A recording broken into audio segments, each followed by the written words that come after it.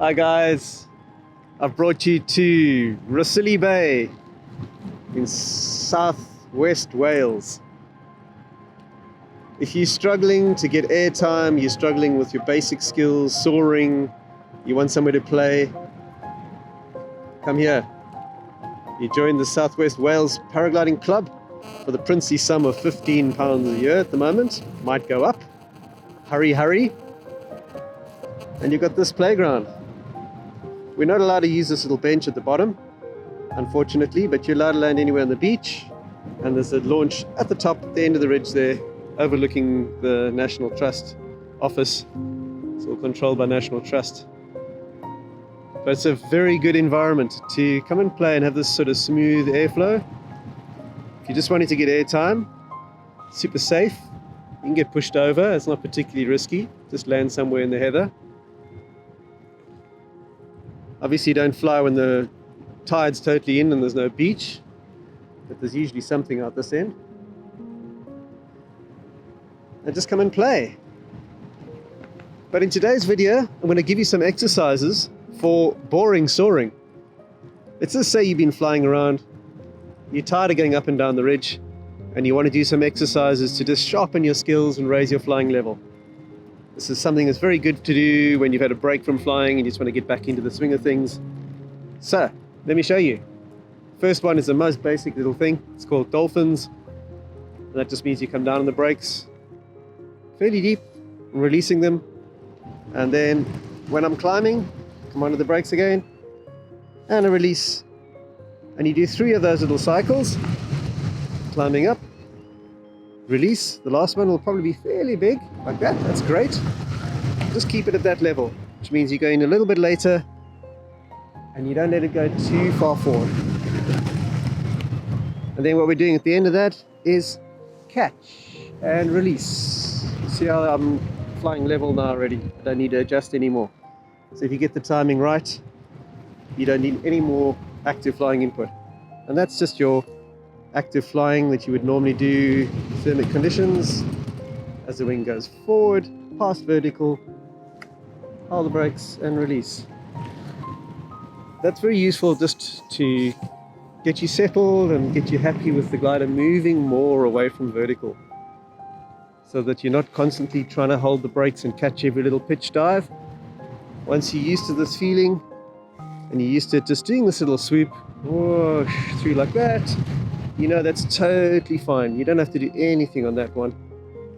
It's only if it gets bigger that you need to catch it, and you'll know it's going to be bigger because the glider will be further behind you here when it's going to pitch forward. Now it's going to pitch, catch and release.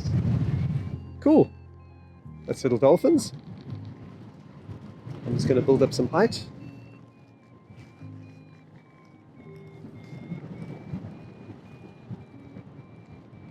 When you're near the ridge and you come into wind like this, what I like to do is just to sit onto quarter brakes and check that I still have some forward speed. I've got 4 or 5 k's an hour there. That's my safety margin so that I can still go hands up and I'm not forced to use speed bar. That's perfect soaring conditions. What we've got today, absolutely spot on.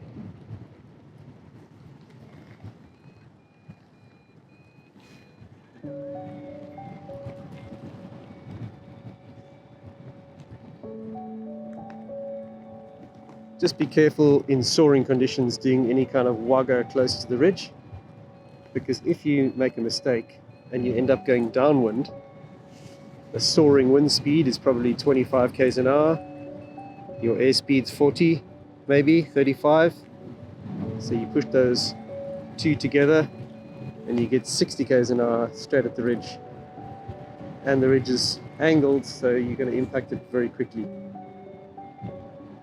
So you want to have good clearance from the ridge if you're going to do anything like wing overs, so that you've got space for a 360 mistake. Right, next exercise is just finding into wind. So I'm just trying to do this just on feel without the instruments. And you will develop this feel pretty quickly. But it's to do with your lateral shift across on the horizon, on the landscape. So if I'm not pointed into wind, I'll see some sort of lateral drift over my toes. So let me just angle it slightly off the wind here, and you'll maybe see what I mean. I'm a few degrees off the wind now, and I can sense visually that I'm drifting this way across the landscape. I shouldn't be. So if I just angle a little bit into wind this way, it's a visual skill that's really worth practicing.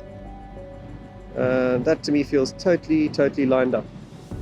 Now you can check your instrument if you've got one that reads wind direction, and it's showing me I'm into wind. Oh, hey.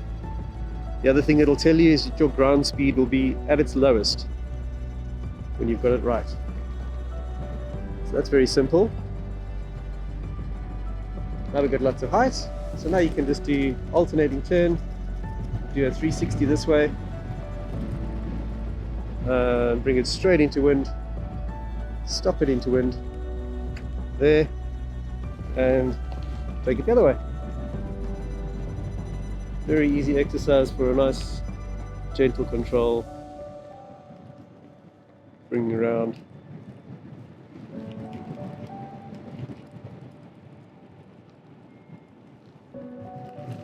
And stop without any extra energy to manage. Right.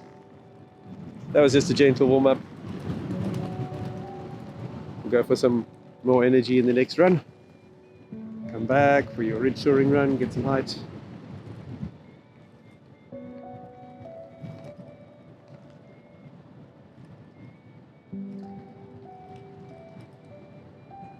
Meh.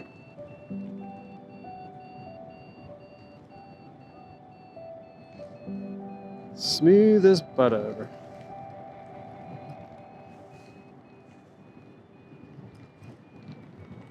Right, I pointed into wind.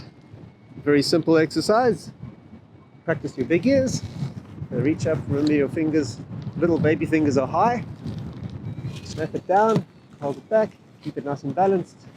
Get onto speed bar, half bar, keep it straight into wind, and then practice doing some turns. So see how quickly you can turn the glider 90 degrees, and then swing it around to go out straight again. This glider's pretty slow with that. Off the bar, release the ears. Didn't have to do anything. That just gets you refreshed on the big ears. You can also just do a little asymmetric on one side. Remember to lean away a little bit and let it go. It will probably just open on its own. Those sort of things are just good to remind your mind that this aerofoil doesn't have to be open all the time. You just need most of it open and it will still fly fine. That helps build confidence when it's rough and you're getting little tucks and getting thrown around.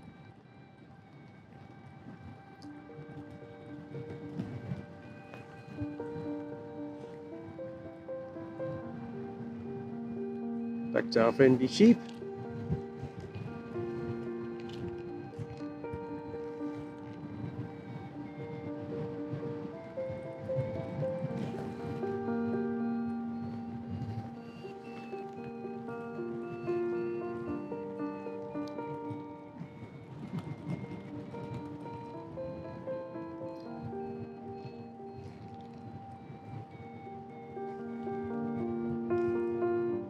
Right, so now your exercise is to try and find out your lambda.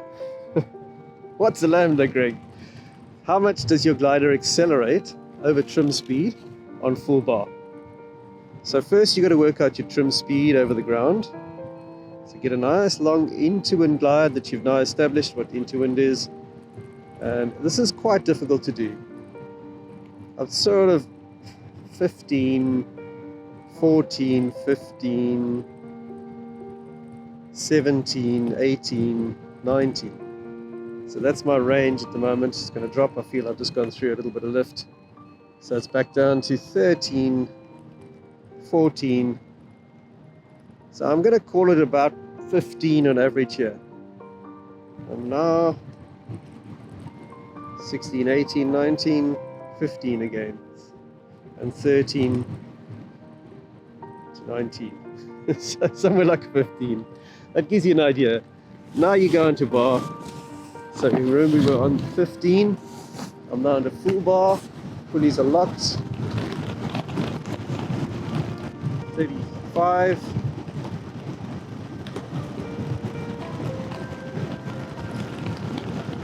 32. I'm gonna say about 32. So we've got about 16, 17 k's an hour on this glider over trim speed. Nice to know. It's a pretty good range for a glider.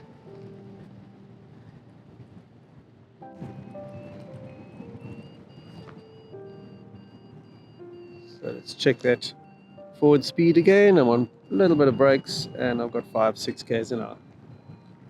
Super nice! So now I've got a little bit of clearance from the ridge again for any mistakes. We're going to play a little bit with slow flying. Take a bit of care with this. You want to have free space, nobody around that you're going to fly into because you're going to be watching the glider. Make sure you point it into wind and check back every 20 seconds to make sure you still point it into wind. We're going to watch the glider. Go to zero brakes, find out where your contact point is. For me, it's over there. It's my hands level with my smile. That's my happy place. That's about quarter brake. So 0, quarter brake. When we go more than that, it's about half brake.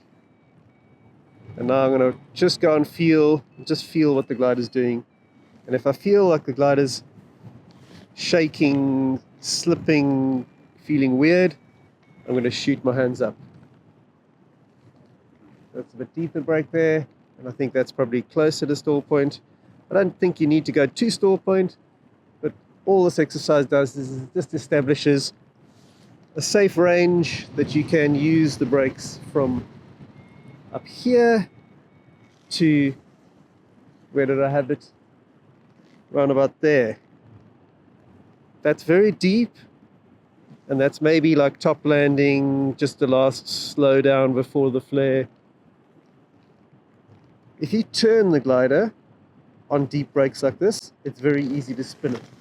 So from that point there, it wants to spin on the inside. So just be careful, you only keep it straight when you do that exercise. Okay, so now we've established that slow down point and the sort of deep brake limit. You don't want to go down into full stall territory, but we're going to do spin turns, sort of hard avoidance turns. You're going to go down to that bottom point and you're just going to do a quick turn. So from here, turning in a quick turn, and we release. You would have seen my wing would have bent there, but that's just like a air traffic, somebody coming at you. You're weight shifting into the corner, you're banging the brake in, and then you're releasing it.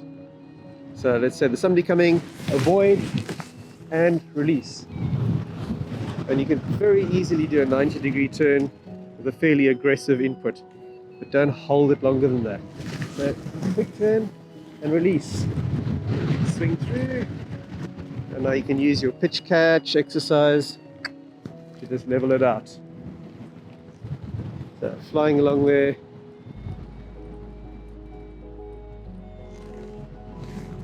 Giving the guys some space behind me, don't want to upset the hang glider. They're very nervous creatures, you know, they're easy to upset. So, avoidance turns again. So somebody coming, lean, bang, and 90 degrees very easily. Now let's see and play around if we can get a tighter turn than that, if you anticipate it with weight shift. So if you've got a moment to weight shift first, you can weight shift and then turn. And you get a longer turn, a bigger turn, and more range. You see I turned much more than 90 degrees there. So that's if you want a really nice big turn, weight shift first. You can hook the brake in and release. Down you go.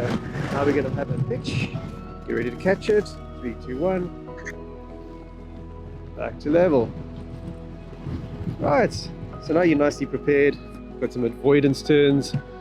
You've got some slow flying. You've got some pitch catches. You know what your speed bar does. You've done your big ears and speed bar. and little asymmetrics. You're ready to go, man. Go fly and have fun. Thanks for hanging out with me.